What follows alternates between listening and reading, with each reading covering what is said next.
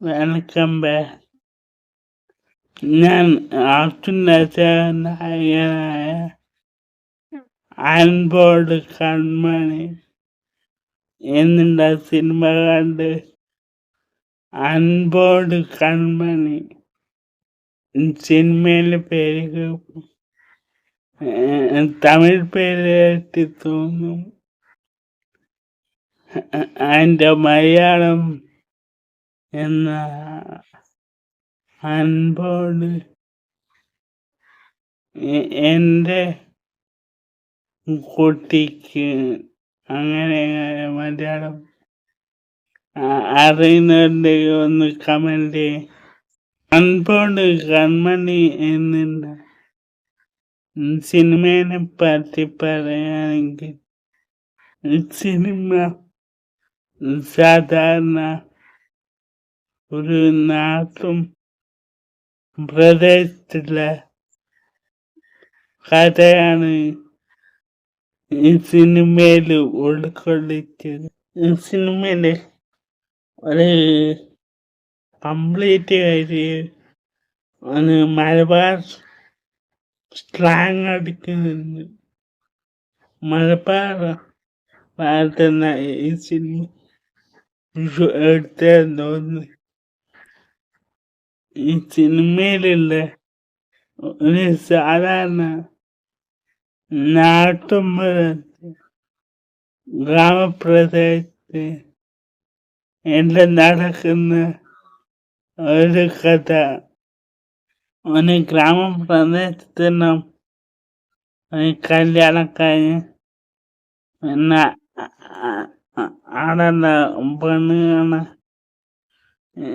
വർത്താനം ഇന്നെത്ര ഭാവാനുണ്ട് ഇതെത്ര ഭാവാനുണ്ട് എന്നുള്ള ഒരുപാട് ചോദ്യം. കല്യാണം കഴിഞ്ഞ ശേഷം ഒരാ ജീവിതത്തിൽ കുറെ മാറ്റങ്ങൾ സംഭവിക്കും. ഇത് കുട്ടിക്ക് വേണ്ടി കാത്തിരിക്കുന്നു.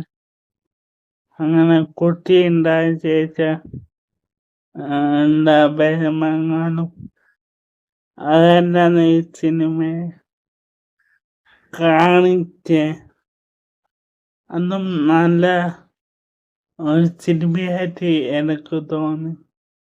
അൻപോട് കൺമണി എന്നുള്ള സിനിമയെ വിശേഷം എന്നുള്ള സിനിമയെ വെച്ചോക്കുമ്പോൾ രണ്ടും ഒരേ വിഷയം തന്നെയാണ് ഈ സിനിമയിൽ പറയുന്നത്.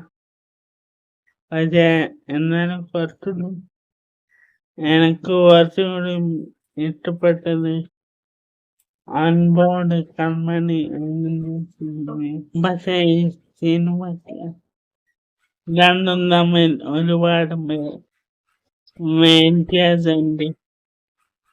പിന്നെ കേരളത്തിലെ നമ്പർ യൂട്യൂബറായ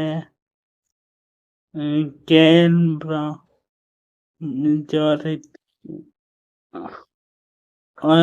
ചെറിയ സീനുണ്ട് ഈ സിനിമയിൽ. മാത്രല്ല ശ്രീകാന്ത് വട്ടിയാണ് ചെറിയ കോമഡി സീനും ഈ സിനിമയിൽ കാണിക്കുന്നുണ്ട്. എനിക്ക് സിനിമ നല്ലോണം ഇഷ്ടപ്പെട്ടു. ഈ സിനിമ 1.25 മണിക്കൂറാണ്. അധികം ബോറടിപ്പിച്ചൊന്നുമില്ല. 1.25 മണിക്കൂർ കഴിഞ്ഞു പോയത് അറിഞ്ഞില്ല. നല്ലൊരു ഫാമിലി ഡ്രാമ മൂവിയാണ് അൻപോട് കൺമണി.